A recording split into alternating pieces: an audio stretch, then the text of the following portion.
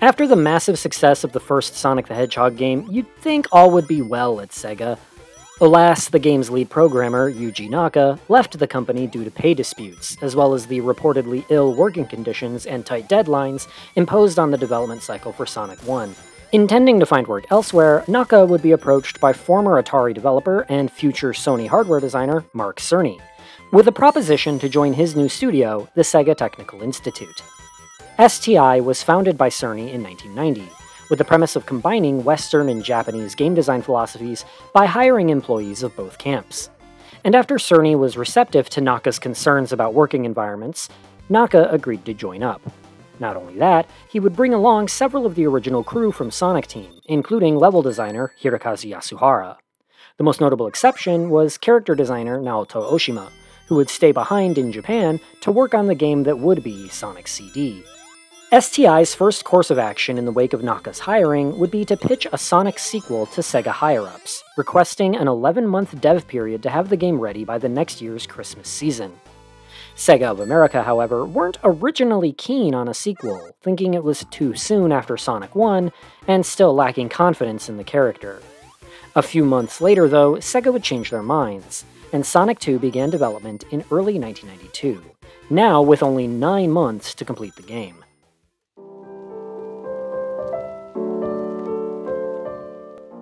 Sonic 2 has one of the most well-documented dev cycles in history, but I'll try to keep things brief. Early on, Sonic 2 was being worked on by mostly American STI members. Apparently, Cerny had filed for the incorrect work visas for the Japanese staff, and so they got held up for a bit in immigration. But once the Japanese staff finally started on the project, Cerny started to notice a bit of a problem with his Sega Technical Institute concept. It turns out if you stick a bunch of people from two completely different countries into the same space to work together, nobody can fucking understand each other. The language barrier made everything a lot harder than it needed to be. The Japanese staff were mostly pleasant to work with, but level artist and future creator of Spyro the Dragon, Craig Stitt, has said that Yuji Naka was, quote, an arrogant pain in the ass, who tried to hijack and micromanage every aspect of the development cycle. Not only that, but the game had a lot of levels that didn't make the final cut, and the Japanese staff members were clearly playing favorites. Whenever it came time to make cuts, the American-designed levels were always the first ones on the chopping block, which frustrated and upset the Western STI staff. Stitt would later be quoted as remarking, "I'm pretty sure my stuff was the only art from the American side that made it into the game." What's more, Mark Cerny, the man who founded STI, seeing it not quite working out, would leave the company almost immediately, about halfway through Sonic 2's creation. Other gems of the game's development history include an early prototype being apparently stolen from an industry trade show and posted online. This Simon Y prototype, named so after the person who discovered the ROM file on the internet, is one of the earliest and most well-known examples of a leaked video game beta. Despite the stricter deadline compared to Sonic 1, the American side of STI was still diligent about playtesting and implementing bug fixes, and the project truly came down to the wire. The files were still being worked on less than 48 hours from when actual game cartridges were scheduled for production. Even the end credits didn't make it out unscathed, consisting of a handful of mistakes due to being programmed in last minute. But against all odds, and with a total number of around 100 people working together to finish the game, Sonic the Hedgehog 2 would launch simultaneously worldwide, a very uncommon practice for games at the time, on November 24th, 1992, a day that would be dubbed Sonic Tuesday. Get it? But the Game Gear version actually came out first, so we have to talk about that one real quick. Sorry for the pivot, but them's the breaks, you know?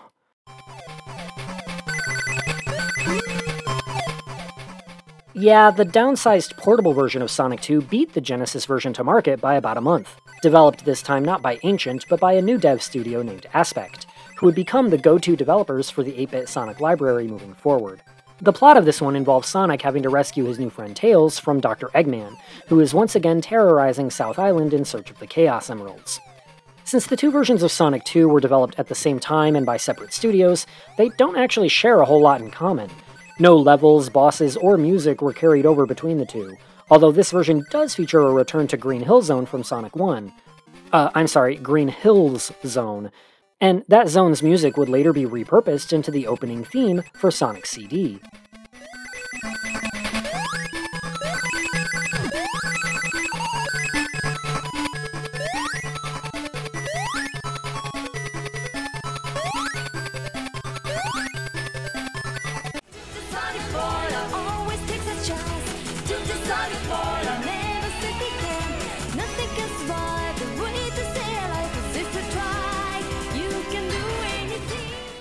When compared to the 8-bit version of Sonic 1, a few basic changes have been implemented. Being made by a different developer, the game engine feels a bit different this time, and the hitbox on the rings seem a bit off. It's hard to explain, but it always feels like the game is leaving rings behind, even though it seems like I was close enough to collect them. You can also recollect lost rings this time, and slowdown in the underwater segments has been fixed. Although the game did randomly crash once or twice during those segments instead, so I'm not sure the trade-off was worth it. Just like the first Game Gear Sonic, upon collecting 100 rings, you gain an extra life and your rings reset to 0, which was never a problem until the one instance in this game where I happened to get hit just as I was collecting my 100th ring and the counter rolled over.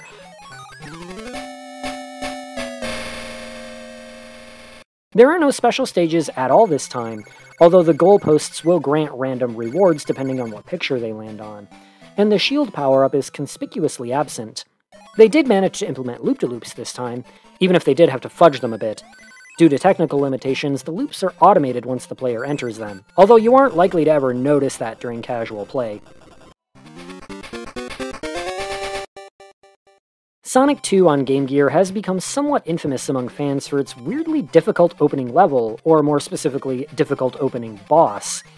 Once again, boss acts provide no rings to prevent you from dying, and the first boss takes place on a steep incline where Sonic struggles to gain speed and suffers from less manageable jump trajectory, which makes dodging these bouncing cannonballs a lot trickier than one would expect for an opening boss battle.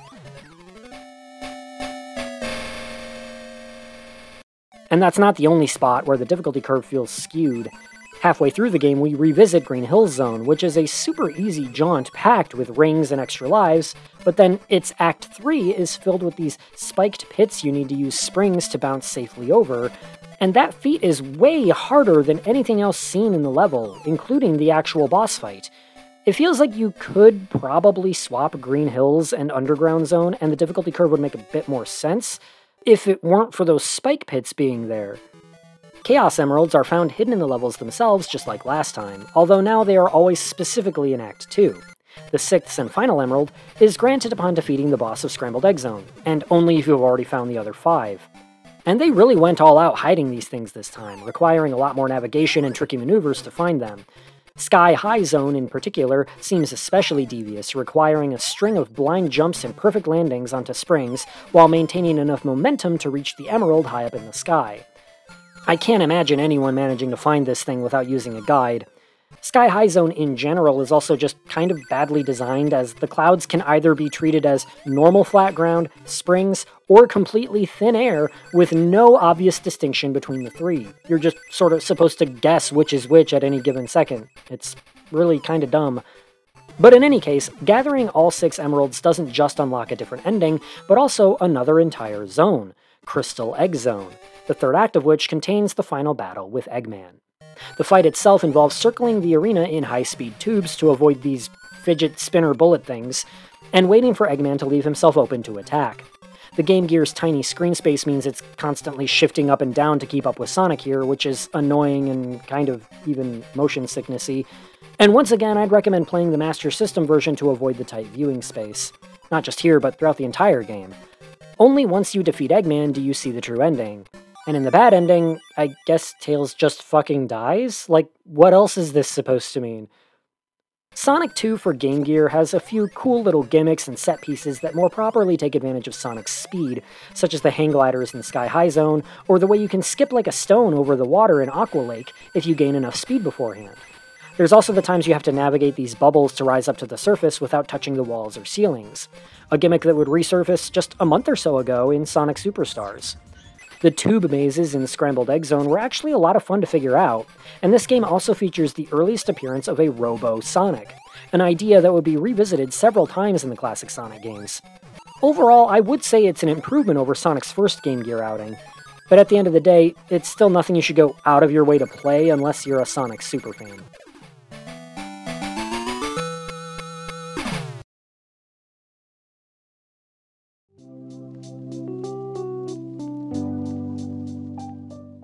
Here's a little story about me. The first video game I ever played, or at least the first one I remember playing, was Sonic the Hedgehog 2 when I was around 5 years old. Every day after kindergarten, I would go to a babysitter's house until my mom picked me up, and the babysitter's daughter, who was around my age, had a Sega Genesis. And as soon as I saw Sonic running through Chemical Plant Zone, I was hooked. I don't remember ever getting very far in the game, and I'm not even sure exactly how much time I spent playing the game. A 5-year-old sense of time tends to be pretty skewed. But after a while, I remember the babysitter had to ban me from the Genesis whenever I came over because her daughter complained that I wasn't spending enough time playing with her. No, I haven't had many girlfriends. Why do you ask?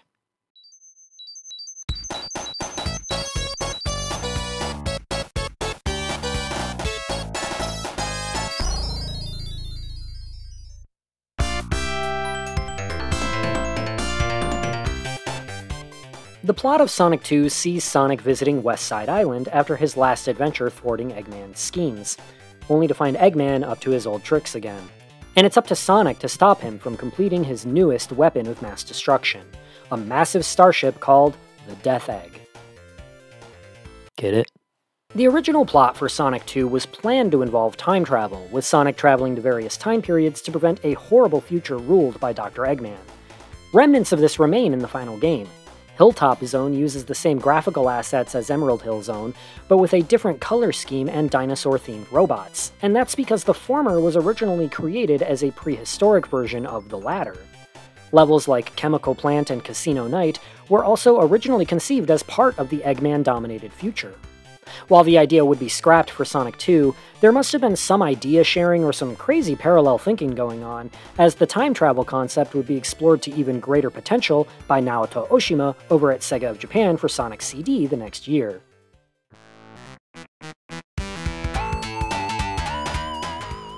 Sonic 2 follows the same basic formula of Sonic 1, with a fixed order of levels, no warp points, and no save feature.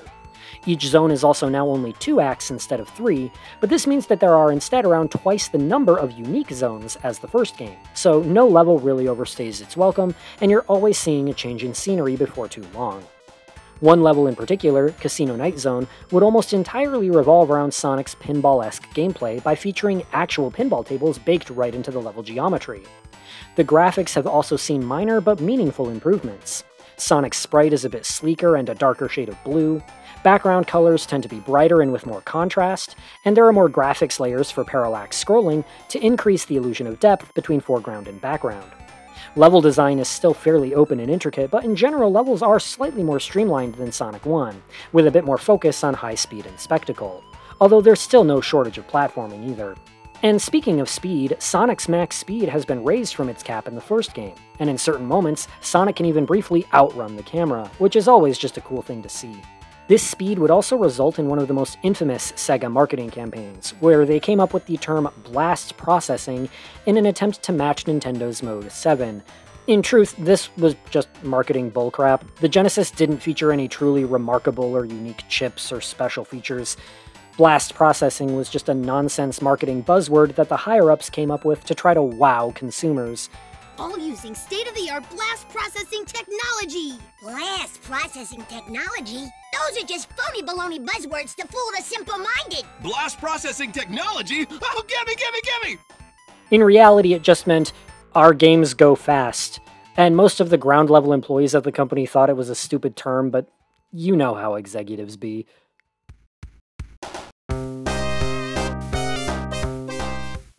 So we've talked about what was changed or improved, but what was there in Sonic 2 that was actually new?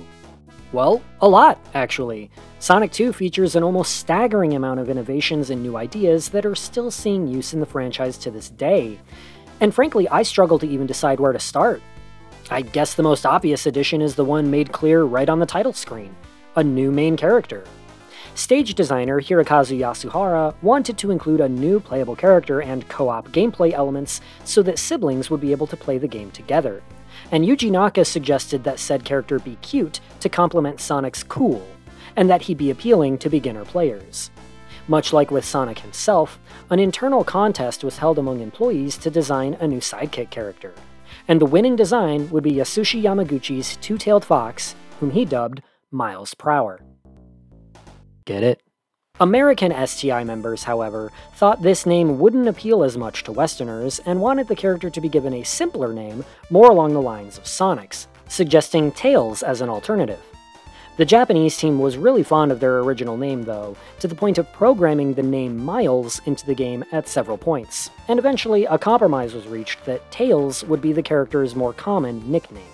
Tails is a young kid who was born with a mutation that gave him an extra tail, and he grew up being bullied by his peers as a result. But when Sonic visits West Side Island, Tails is captivated by the cool and confident Hedgehog, and observes him as he explores the island, but is too shy to approach or speak to him. Nonetheless, Sonic can't help but notice his new follower, and really doesn't seem to mind the kid, actually impressed that he's managed to keep up with him so well. It turns out Tails can spin his namesakes like propellers, granting him extra speed and, more impressively, even the ability to fly. It's only once Tails sees Sonic's personal biplane, the Tornado, that he overcomes his bashfulness and finally comes out of his shell, as Tails is a bit of a tinkerer and loves a good machine. Sonic bonds with the boy, and the two almost instantly form a brotherly relationship, and one of the most wholesome and iconic friendships in video games.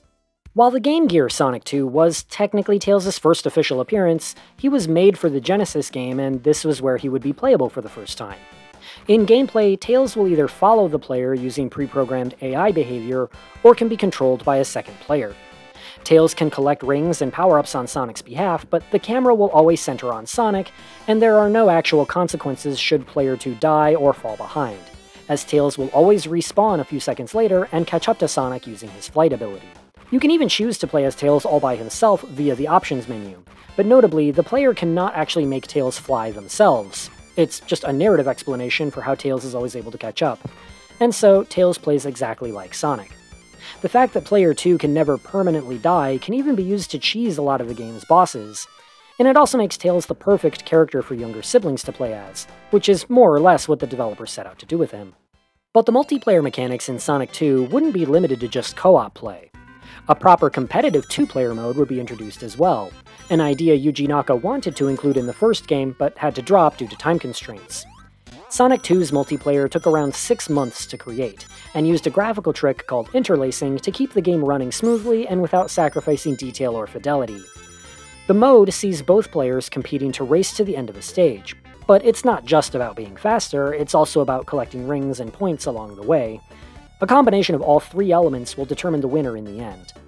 I've admittedly never spent a lot of time in this mode, but it runs incredibly well, and for those who may enjoy competitive platforming, I could see it being a lot of fun.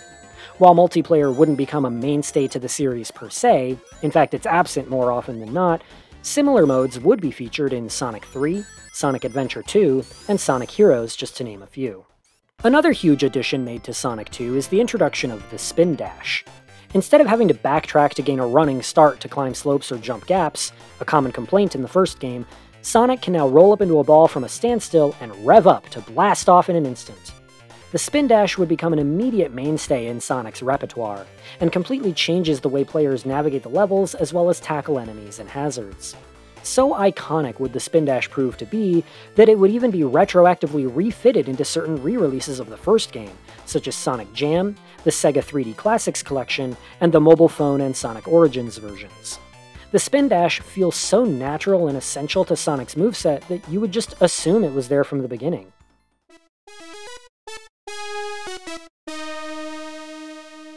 The special stages were also completely overhauled. For one, the method of entering them has been changed. Instead of bringing 50 rings to the end of the stage, every time the player passes a checkpoint with 50 or more rings, a circle of stars spawns above the star post, and if the player jumps into them, they're transported to the special stage. This means the player is given plenty more opportunities to collect them all. Sonic 1 only offered a total of 10 chances to collect the 6 emeralds, but in Sonic 2, since every level can have several star posts, players have a lot more room for error and chances to practice.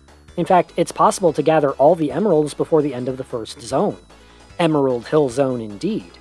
And just to prove it, here's some time-lapse footage of me doing exactly that because I'm a show-off.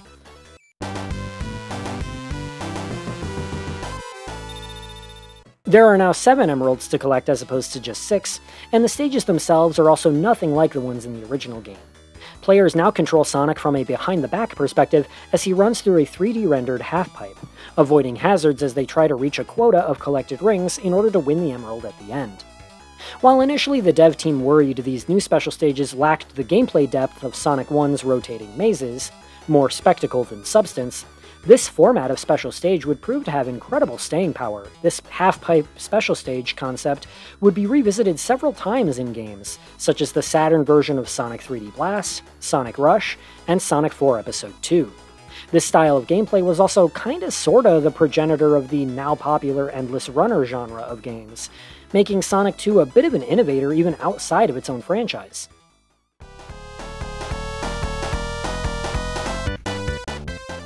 And last but not least, Sonic 2 would also see the introduction of Super Sonic, a powered-up form of Sonic using the power of the Chaos Emeralds. Once the player has collected all 7 emeralds, Sonic will transform into Super Sonic whenever the player jumps into the air after collecting at least 50 rings. Mechanically, Super Sonic essentially acts as both an invincibility and speed shoes power-up simultaneously. But every second Sonic spends as Super Sonic drains his ring count until he runs out, so the player has to move quickly and maintain their rings whenever in the form. Conceptually, Super Sonic clearly takes inspiration from the instantly iconic Super Saiyan transformation from Dragon Ball Z, and they even added the 7th Chaos Emerald, presumably to directly reference the 7 Dragon Balls, just to drive it home even further. Super Sonic essentially acts as a god mode to reward players who manage to collect all the emeralds, which is no easy feat, and lets the player blast through the remainder of the game without much worry of losing lives. Super Sonic can still die by drowning, crushing, or bottomless pit, but is otherwise completely impervious to damage, and being able to completely steamroll your way through the majority of this game is intensely satisfying.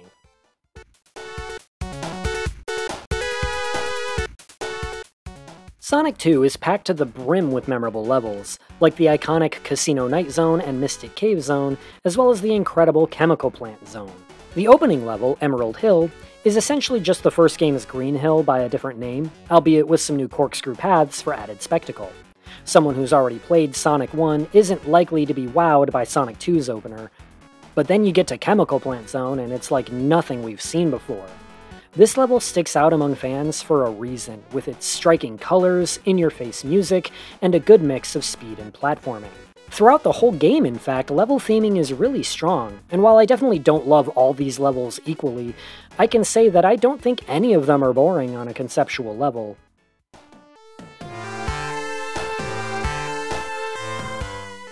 I also can't talk about the game's levels without discussing the scrapped ones. Sonic 2 has some of the most well-known and high-profile instances of cut content in a video game. Levels like Wood Zone and Dust Hill Zone ended up being dropped fairly early on, and a level called, Genocide City Zone would end up being repurposed into the third act of Metropolis Zone. But before being cut, its name was changed to Cyber City Zone, after the American staff pointed out the historical connotations associated with the word genocide. Death Egg Zone was also originally planned to be a full level rather than just some boss fights, and this idea would eventually be implemented into Sonic & Knuckles. The most famous cut zone from Sonic 2, though, is no doubt the Hidden Palace Zone. It was one of the earliest levels conceived, and one of the last ones to be cut, to the point where it's actually still present on the leaked Simon Y prototype. The layout is mostly complete, although it lacks any enemies and the player can't finish the level due to an impassable obstacle partway through. Its removal from the game is especially surprising when you learn that it was actually meant to serve a narrative purpose. Originally, the player would be sent to Hidden Palace Zone upon collecting all of the 7 Chaos Emeralds, and it would serve to grant Sonic his ability to transform into Super Sonic. A reimagined and completed version of Hidden Palace would be included in the 2013 mobile phone release of Sonic 2 as a secret hidden level, which says something about the level of notoriety this particular zone held. That it would be restored and worked into a version of the game released over 20 years later.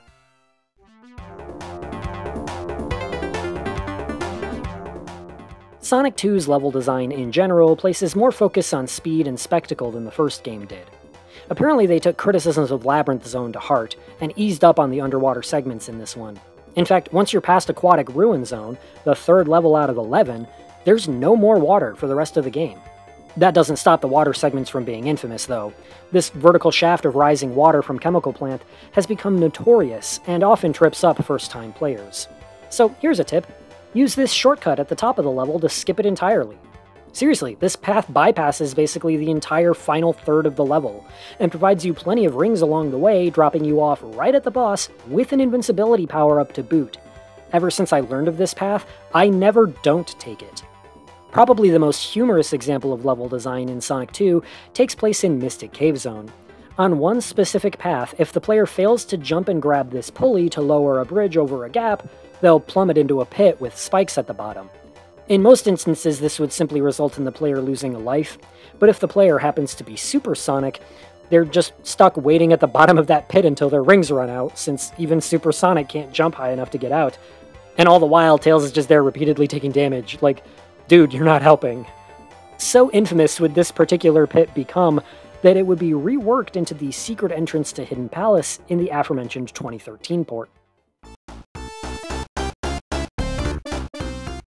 The difficulty curve in Sonic 2, all in all, is actually pretty reasonable. The early levels ease you in, the middle starts to offer more challenge, and the final third becomes legitimately difficult. Or sometimes just cheap. Metropolis Zone, the only zone in the game to be 3 acts long by the way, has become infamous for its large amount of cheap enemy placement. Seriously, these starfish, mantises, and crabs seem like they were scientifically calculated to be placed in the most inconvenient locations possible. But if I'm being honest, I think I actually hate Oil Ocean Zone the most. Not only is its theming just kind of another less interesting take on Chemical Plant, and its color palette is kinda gaudy in my opinion, but it has these stupid octopus and seahorse enemies, and involves a lot of boring elevator rides and rising platforms that make it kind of a slog. Sky Chase Zone is essentially an auto-scroller, but I actually don't mind it much because it's more combat-based than platforming. The only real way to fail is if you actively try to outrun the plane underneath you. As a kid, I'd always get stuck on Wing Fortress Zone because I didn't realize these cannons could be used as platforms. They blend in a bit too much, if you ask me.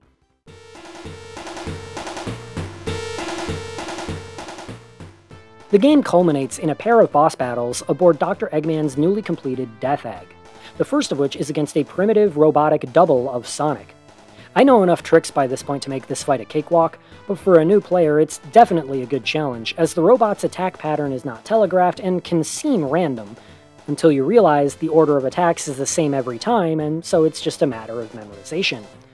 The final battle against Eggman in his giant robot is one of my most formative gaming memories and one of the most memorable bosses among fans. While the bosses in Sonic 2 are all generally a step up from Sonic 1's in terms of challenge, this final boss is really the first in the series to look the player dead in the eye and say, "Do your worst."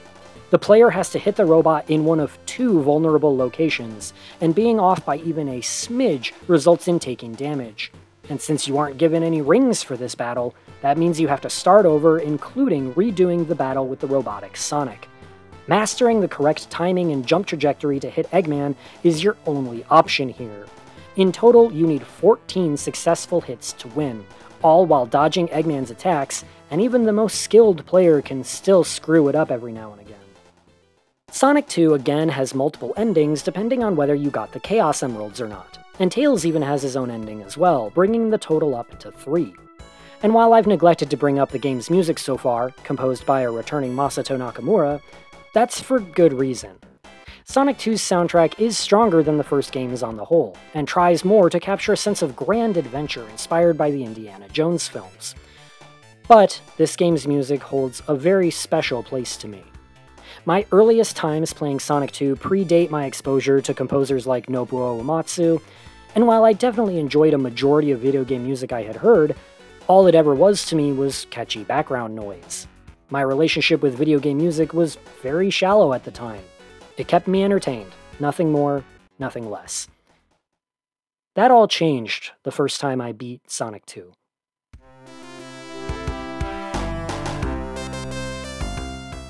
The music that plays over Sonic 2's ending scene was the moment I realized that video game music could mean something. Sonic 2's ending theme has this drama, this sentimentality to it that, as a 9-year-old, struck me far harder than I thought a video game could. Nakamura would even rework this piece into a full-length lyrical version for his newest album at the time, as a gift to the team that worked so hard to put this game together. And that beautiful, kind gesture, I think, sums up what this game means to me. I could sit here for the next several minutes and tell you about how Sonic 2 improved on the original in every conceivable way, about its incredibly successful sales numbers, its universally positive reception, its legacy, what have you. But that stuff isn't what makes this game great to me. What makes Sonic 2 so special is the feeling it gave me the first time I saw Tails coming to rescue a falling Sonic from the destroyed Death Egg. The way the music swells into a gorgeous melody just before Sonic leaps into the camera as if to say to the player, "We did this together." It was the first time a video game had me think, I'm going to remember this for the rest of my life.